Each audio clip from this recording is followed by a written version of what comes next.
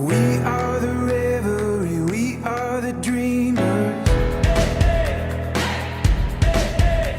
We dance through the night in our bones, we can feel it. Aiming for the stars against the sky. When we are together, we are bright.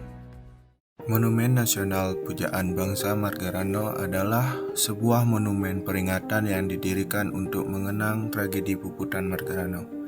Di sini Desa Margarano, Kecamatan Marga, Kabupaten Tabanan, Bali, pada tanggal 20 November 1946 terjadilah pertempuran habis-habisan antara pasukan pejuang Republik Indonesia melawan kaum penjajah Belanda di Banjar Klaci, Desa Marga, oleh pasukan Ciung Wanara di bawah pimpinan Kolonel I Gusti Ngurah Rai.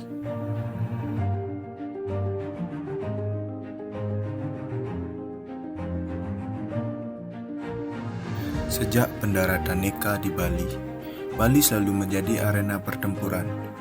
Dalam pertempuran itu, pasukan rakyat Indonesia menggunakan sistem gerilya. Karena seringnya terjadi pertempuran, pihak Belanda pernah mengirim surat kepada Rai untuk mengadakan perundingan, akan tetapi pihak pejuang Bali tidak bersedia. Bahkan terus memperkuat pertahanan dengan mengikutsertakan seluruh rakyat. Pada waktu staf MBO berada di Desa Marga, I Gusti Ngurah Rai memerintahkan pasukannya untuk merebut senjata polisi Nika yang ada di kota Tabanan. Perintah itu dilaksanakan pada 18 November 1946 yang terjadi pada malam hari dan berhasil baik. Beberapa pucuk senjata beserta pelurunya dapat direbut dan seorang komandan polisi Nika ikut menggabungkan diri kepada pasukan Ngurah Rai. Setelah itu, pasukan segera kembali ke Desa Marga. Pada 20 November 1946, sejak pagi-pagi buta, tentara Belanda mulai mengadakan pengurungan terhadap Desa Marga.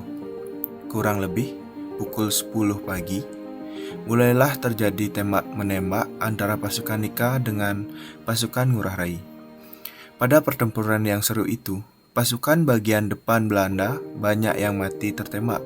Pertempuran yang seru itu, pasukan bagian depan Belanda banyak yang mati tertembak.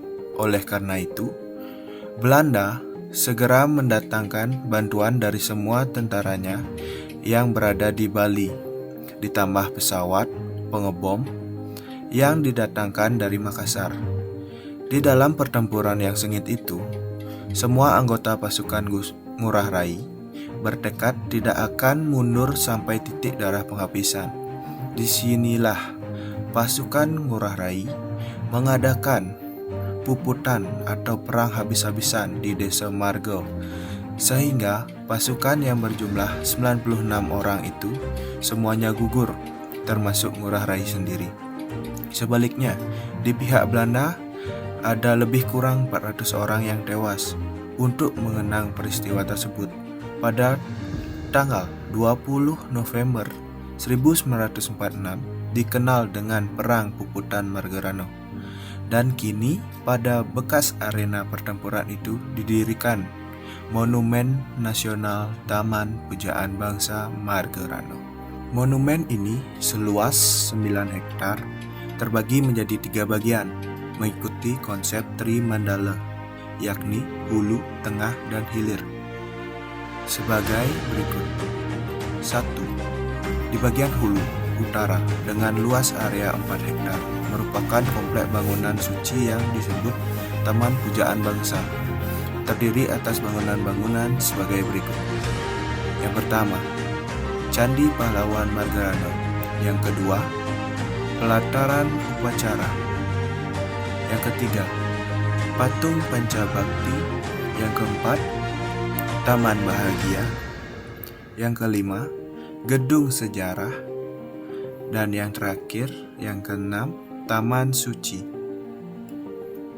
Di bagian tengah atau sebelah selatan Taman Pujaan Bangsa dengan luas areal 1 hektar disebut Taman Seni Budaya.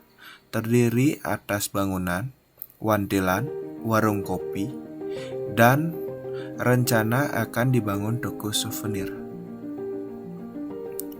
Dan di bagian hilir atau selatan dengan luas 4 hektar disebut Taman Karya Alam dan Bumi Perkemahan Pramuka. Monumen Margarana ini memiliki tinggi 17 meter dengan tingkatan sebanyak 8 tingkat, anak tangga sebanyak 4 buah, dan berbentuk segi 5 yang melambangkan Hari Kemerdekaan Republik Indonesia, yaitu 17 Agustus 1945. Ciri-ciri arsitektur pada Taman Pujaan Bangsa Margarano. Bangunan-bangunan yang ada pada komplek Taman Pujaan Bangsa ini sebagian besar menggunakan struktur kayu dengan konstruksi sambungan yang juga menonjolkan tektonika struktur. Selain kayu, di beberapa bangunan juga menggunakan material paras dan juga bata merah. Keunikan atau poin khas bangunan. Struktur atap bangunan menjadi poin khas atau keunikan yang dimiliki oleh bangunan. Contohnya pada bagian balai peristirahatan yang terletak di sisi bagian timur monumen yang menerapkan konstruksi sambungan kayu dengan unsur estetika tinggi. Prinsip arsitektur Nusantara yang diterapkan. Memaksimalkan pemanfaatan material kayu. Sebagian besar bangunan pada Taman Pujaan Bangsa Margarana ini menggunakan material kayu, contohnya pada kolom dan struktur atap. Penerapan sendi umpak. Bangunan dengan struktur kolom kayu pada bangunan ini tentunya menerapkan sendi umpak. Penerapan sendi umpak. Bangunan dengan struktur kolom kayu pada bangunan ini tentunya menerapkan sendi umpak di bawahnya, yang bertujuan untuk meminimalisir pengaruh dari gempa bumi terhadap bangunan, sehingga ketahanan dan kekokohan bangunan tetap terjaga. Penerapan sambungan kayu. Bangunan pada Taman Pujaan Bangsa Margarana ini sebagian besar menggunakan material kayu yang tentunya terdapat sistem sambungan kayu untuk menyatukan tiap elemen-elemen pada bangunan. Berikut merupakan contoh-contoh bangunan yang ada di Taman Pujaan Bangsa Margarano.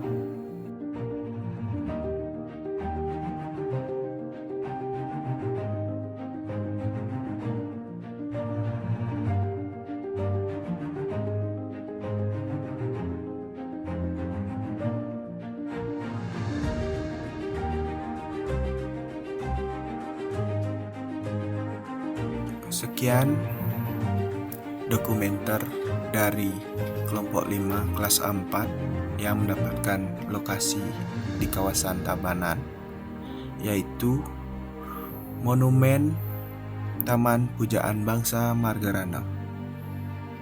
Kami dari kelompok 5 pamit undur diri. Terima kasih.